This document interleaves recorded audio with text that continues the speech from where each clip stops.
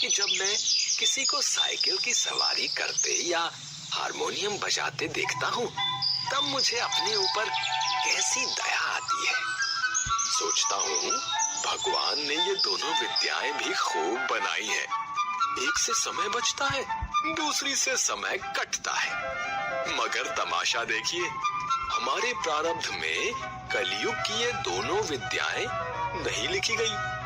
न हम साइकिल चला सकते हैं, न बाजा ही बजा सकते हैं। शायद 1932 की बात है कि बैठे बैठे ख्याल आया, चलो साइकिल चलाना सीख ले। इसकी शुरुआत यूं हुई कि हमारे लड़के ने चुपचाप ये विद्या सीख ली और हमारे सामने से सवार होकर निकलने लगा।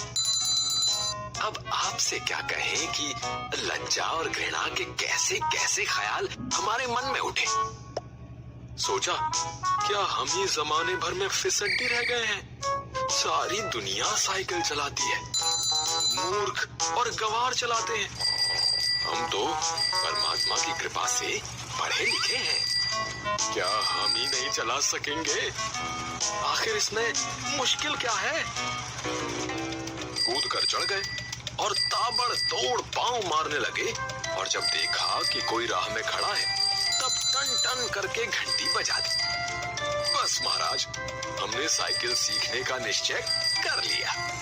दूसरे दिन हमने अपने फटे पुराने कपड़े तलाश किए और उन्हें ले जाकर श्रीमती जी के सामने पटक दिए कि इनकी जरा मरम्मत तो कर दो। मगर श्रीमती जी बोली, पहले बताओ इनका क्या बनेगा?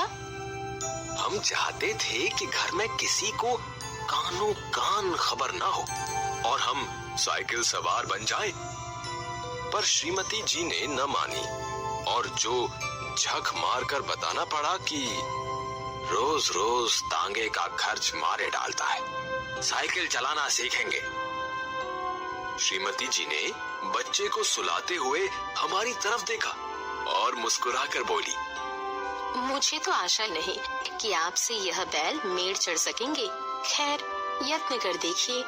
मगर इन कपड़ों का क्या बनेगा?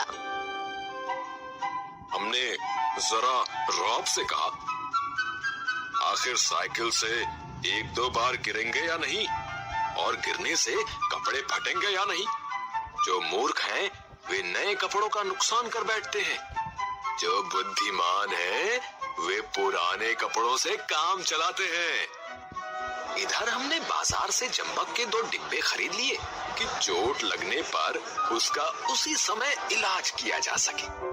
इसके बाद जाकर एक खुला मैदान तलाश किया ताकि दूसरे दिन से साइकिल सवारी का अभ्यास किया जा सके। अब यह सवाल हमारे सामने था कि अपना उस्ताद किसे बनाएं। इसी उधेड़ बुन में बैठे थे कि तिवारी लक्ष्मी नारायण आ गए और बोले, क्यों भाई, हो जाए एक बाजी शतरंज की। हमने सिर हिलाकर जवाब दिया, नहीं साहब, आज तो जी नहीं चाहता। क्यों? यदि जीना चाहे तो क्या करें? यह कहते कहते हमारा गला भर आया। तिवारी जी का दिल पसीज गया। हमारे पास बैठकर बोले, अरे भाई, मामला क्या है? स्त्री से झगड़ा तो नहीं हो गया? हमने कहा, तिवारी भैया क्या कहे, सोचा था लाओ साइकिल की सवारी सीख ले, मगर अब कोई ऐसा आदमी दिखाई नहीं देता जो हमारी सहायता करे। बताओ, है कोई ऐसा आदमी तुम्हारे ख्याल में? तिवारी जी ने हमारी तरफ बेबसी की आंखों से ऐसे देखा मानो हमको कोई खजाना मिल गया है, और वे खाली हाथ रहे जाते हैं। बोले, आदमी तो ऐसा है एक, मगर वह मुफ्त नहीं सिखाएगा, फीस लेगा। दे सकोगे? कितने दिन में सिखा देगा? यही 10-12 दिनों में। और फीस क्या लेगा हमसे? औरों से 25 लेता है, तुमसे 20 ले लेगा हमारी खातिर। हमने सोचा 10 दिन में सिखाएगा और 20 रुपए फीस लेगा। 10 दिन 20 रुपए, 20 रुपए 10 दिन, अर्थात 2 रुपए रोजाना, 60 रुपए महीना, और वह भी 1-2 घंटों के लिए। ऐसी 3-4 ट्यूशनें मिल जाएं तो 250-300 रुपए महीना हो गया। इधर तिवारी जी मामला तय करने गए, उधर हमने यह शुभ समाचार जाकर श्रीमती जी को सुना दिया कि कुछ दिनों बाद हम ऐसा स्कूल खोलने वाले हैं जिसमें 300-400 रुपए महीने की आमदनी होगी। श्रीमती जी बोली, मैं तो चाहती हूँ कि तुम हवाई जहाज चलाओ, ये साइकिल क्या चीज है? पर तुम्हारे स्वभाव से डर लगता है, एक बार गिरोगे तो देख लेना साइकिल वहीं फेंक भाग कर चले आओगे। इतने में तिवारी जी ने बाहर से आवाज दी। हमने जाकर देखा तो उस्ताद साहब खड़े थे। हमने श्रद्धा से हाथ जोड़कर प्रणाम किया और चुपचाप खड़े हो गए। तिवारी जी बोले, यह 20 पर मानते ही न थे, बड़ी मुश्किल से मनाया है, पेश के लेंगे, कहते हैं पीछे कोई नहीं देता। अरे भाई, हम देंगे, दुनिया लाख बुरी है मगर फिर भी भले आदमियों से खाली नहीं है। ये 20 रुपया तो चीज ही क्या है, एक बार हमें साइकिल चलाना सिखा दे, फिर देखें हम इनकी क्या क्या सेवा करते हैं। मगर उस्ताद साहब नहीं माने, बोले फीस पहले लेंगे, और यदि आपने नहीं सिखाया तो? नहीं सिखाया तो फीस लौटा देंगे, और यदि फीस न लौटाई तो? इस पर तिवारी जी ने कहा, अरे साहब, क्या यह तिवारी मर गया है? शहर में रहना हराम कर दूं, बाजार में निकलना बंद कर दूं, फीस लेकर भाग जाना कोई हंसी खेल है? जब हमें विश्वास हो गया कि इसमें कोई धोखा नहीं है, तब हमने फीस के रुपए लाकर उस्ताद को भेंट कर दिए और कहा, उस्ताद कल सवेरे ही आ जाना, हम तैयार रहेंगे। हमने इस काम के लिए कपड़े भी बनवा लिए हैं, और अगर गिर पड़े तो चोट पर लगाने के लिए जंबक भी खरीद लिया है।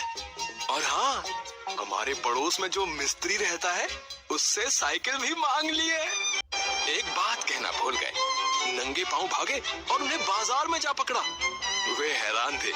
हमने हांफते हांफते कहा, उस्ताद, हम शहर के पास नहीं सीखेंगे। लॉरेंस बाग में जो मैदान है वहाँ एक तो भूमि नरम है, चोट कम लगती है, दूसरे वहाँ कोई देखता नहीं है।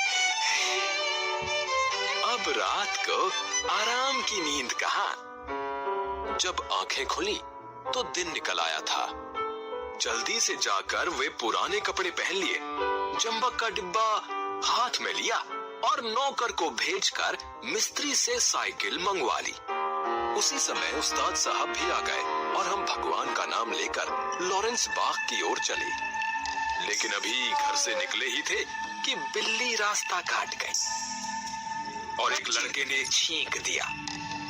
क्या कहें, हमें कितना क्रोध आया उस नामुराद बिल्ली पर और उस शैतान लड़के पर, मगर क्या करते, दांत पीस कर रह गए। एक बार फिर भगवान का नाम लिया और आगे बढ़े, पर बाजार में पहुंचकर देखा कि हर आदमी जो हमारी तरफ देखता है मुस्कुराता है। अब हम हैरान थे कि बात क्या है। सहसा हमने देखा कि जल्दी और घबराहट में पजामा और अचकन दोनों उल्टे पहन लिए हैं और लोग इसी पर हंस रहे हैं। सिर मुंडाते ही ओले पड़े। हमने उस्ताद से माफी मांगी और घर लौट आए। दूसरे दिन फिर निकले। रास्ते में उस्ताद साहब बोले, मैं एक गिलास लस्सी पी लूं, आप जरा साइकिल थामिए। उस्ताद साहब लस्सी पीने लगे तो हमने साइकिल के पुर्जों की ऊपर नीचे से परीक्षा शुरू कर दी। फिर कुछ जी में आया तो उसका हैंडल पकड़कर जरा चलने लगे, मगर 2 ही कदम गए होंगे कि ऐसा मालूम हुआ जैसे साइकिल हमारे सीने पर चढ़ी आती है। दूसरे ही क्षण साइकिल पूरे जोर से हमारे पांव पर गिर गई और हमारी राम दुहाई बाजार के एक सिरे से दूसरे सिरे तक गूंजने लगी। उस्ताद लस्सी छोड़कर दौड़े आए और दयावान लोग भी जमा हो गए। सबने मिल मिलाकर हमारा पाँव साइकिल से निकाला। पूछा, चोट तो नहीं आई? जरा 2-4 कदम चलिए, नहीं तो लहू जम जाएगा। इस तरह दूसरे दिन हम और हमारी साइकिल दोनों अपने घर से थोड़ी दूर पर ही जख्मी हो गए। हम लंगड़ाते हुए घर लौट आए और साइकिल ठीक होने के लिए मिस्त्री की दुकान पर भेज दी। मगर हमारे वीर हृदय का साहस और धीरज देखिए, अब भी मैदान में डटे रहे। कई बार गिरे, कई बार शहीद हुए, घुटने तुड़वाए, कपड़े फड़वाए, पर क्या मजाल जो जी छूट जाए। 8-9 दिन में साइकिल चलाना सीख गए थे, लेकिन अभी उस पर चढ़ना नहीं आता था। कोई परोपकारी पुरुष सहारा देकर चढ़ा देता तो फिर लिए जाते थे। हमारे आनंद की कोई सीमा न थी। सोचते थे, मार लिया मैदान हमने, 2-4 दिन में पूरे मास्टर बन जाएंगे, इसके बाद प्रोफेसर, फिर ट्रेनिंग कॉलेज और 300-400 रुपए मासिक। तिवारी जी देखेंगे और ईर्ष्या से जलेंगे। उस दिन उस्ताद ने हमें साइकिल पर चढ़ा दिया और सड़क पर छोड़ दिया कि ले जाओ, अब तुम सीख गए। अब हम साइकिल चला रहे थे और दिल ही दिल फूले ना समाते थे। मगर हाल यह था कि कोई आदमी 200 गज के फासले पर होता तो हम गला फाड़ फाड़ कर चिल्लाना शुरू कर देते, साहब जरा बाईं तरफ हट जाइए। दूर फासले पर कोई गाड़ी दिखाई देती तो हमारे प्राण सूख जाते। उस समय हमारे मन की जो दशा होती उसे परमेश्वर ही जानता है। जब गाड़ी निकल जाती तब कहीं जाकर हमारी जान में जान आती। सहसा सामने तिवारी जी आते हुए दिखाई दिए। हमने उन्हें भी दूर से ही अल्टीमेटम दे दिया कि तिवारी जी बाईं तरफ हो जाओ, वरना साइकिल तुम्हारे ऊपर चढ़ा देंगे। तिवारी जी ने अपनी छोटी छोटी आंखों से हमारी तरफ देखा और मुस्कुराकर कहा, जरा एक बात तो सुनते जाओ।